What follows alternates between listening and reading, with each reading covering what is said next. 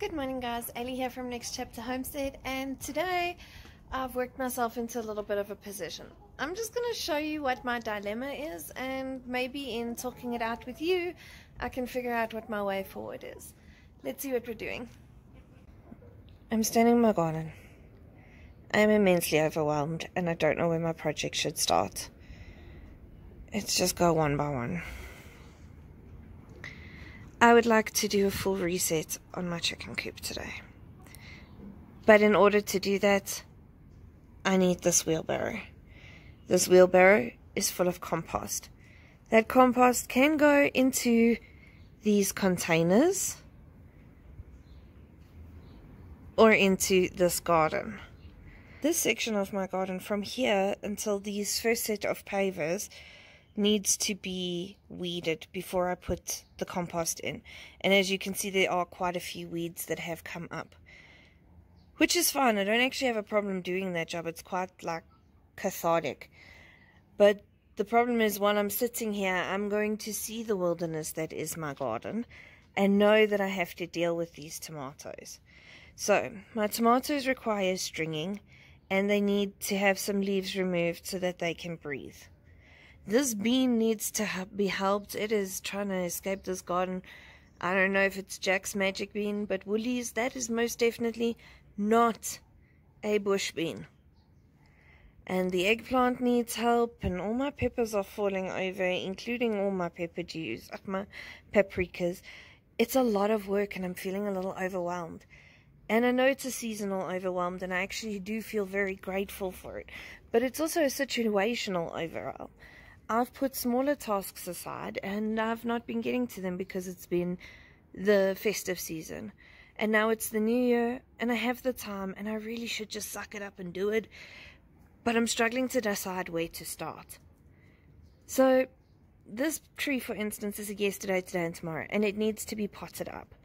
I can pot it into this pot over here, but it doesn't have any holes in the bottom, drilled in the bottom.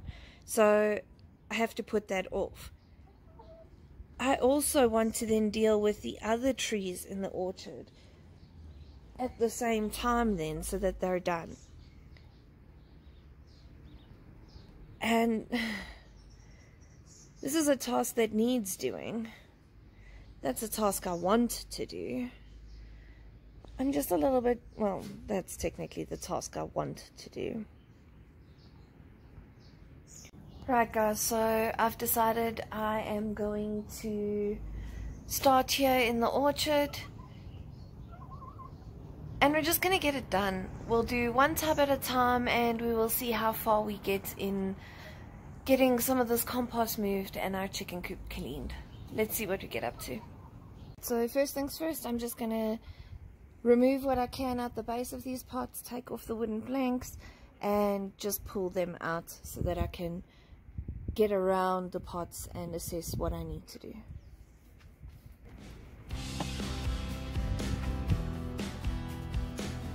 Just have to get the gloves. Safety first.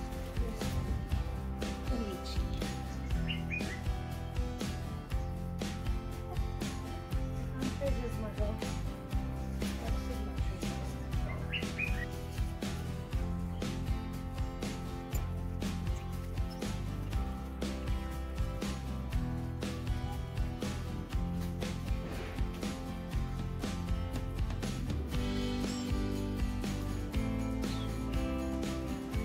Right, so this is our lemon tree and we have a love-hate relationship.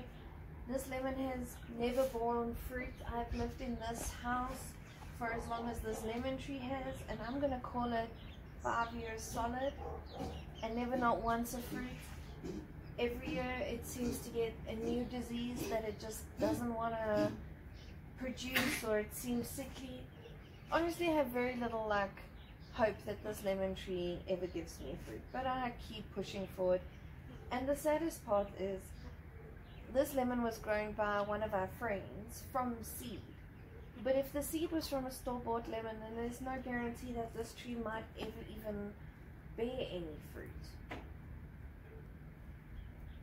But because it was grown by a friend, it's like a conflict of interest because I don't want to get rid of it because it's sentimental. But really there's very little reason to keep the lemon tree if it's not going to bear fruit, just because it takes up space. But that in itself can be justified. I'm sequestering carbon by growing this little lemon tree. This is the level of where the soil is in the pot, and on the outside of the pot, that's where it comes to. So there is quite a large section of the pot that doesn't have soil in it. So we can't just top this up and essentially cut our tree off here with soil, because it could potentially die, because this piece will then be under the ground and it might rot. So the plan is with these trees is to actually remove them, backfill, and plant them in again, so that they're sitting higher and that their soil has more nutrients in it. I don't know that all the trees are going to survive, but I do know that they're going to run out of nutrients if I don't do it. And now is the ideal time, because I've got the compost to add in. So I'm going to give this lemon another shot, and I'm going to keep growing my pretty pot lemon. At least I could use the leaves, I suppose.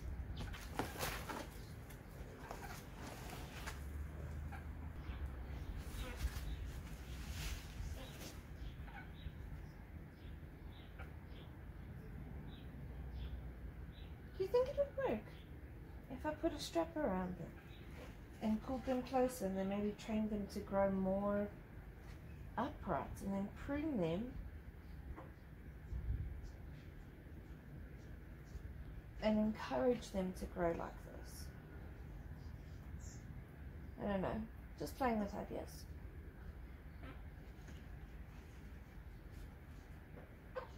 But she's a big tree.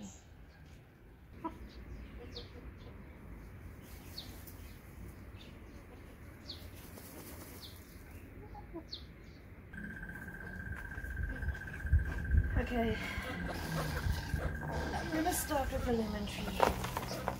I'm just going to tip it out, roll it to loosen around the edges, and see if I can remove the tree from the pot. There we go, guys.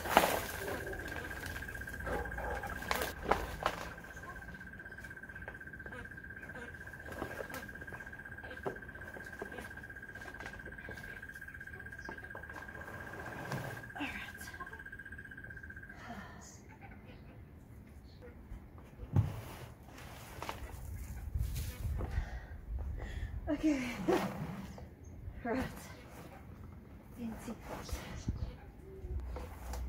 So, I'm not sure if you can see this, I hope you can. This pot has 3 divides and they are roughly the same height. And I know that soil comes up to the first. So I have to essentially fill until the top of this pot. But what I want to do is I want to put a layer of compost at the bottom, loosen up the ball of sand, churn it in here, put the tree back in, and then backfill. Let's see.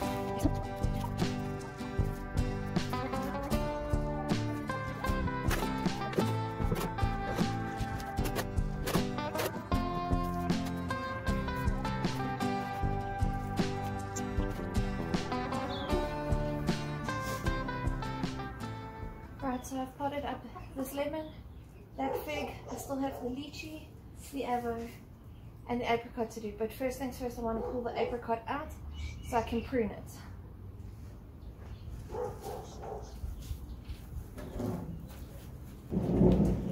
So I guess now that it's started raining and we have other projects we could be doing in the rain, so I'll just take you along with me on those, and once the rain has stopped maybe we come back out again. If not, we'll pick it up another time.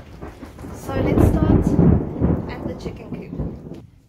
Those are our 3 little pups, nice and big. We have our suspicions that potentially 2 of them may be roosters. If that is the case, they will be finding new homes.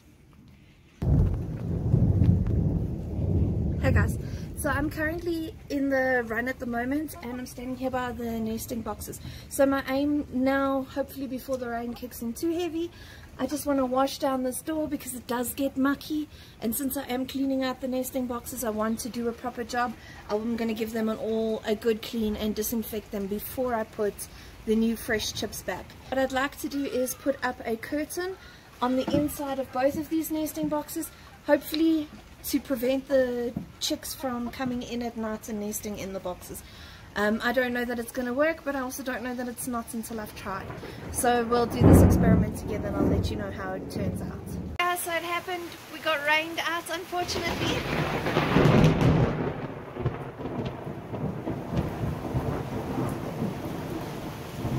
So we'll wait until it's safe again to God. Thanks for hanging out with me today. I appreciate you coming and spending your time with me. See you on the next episode. Bye guys.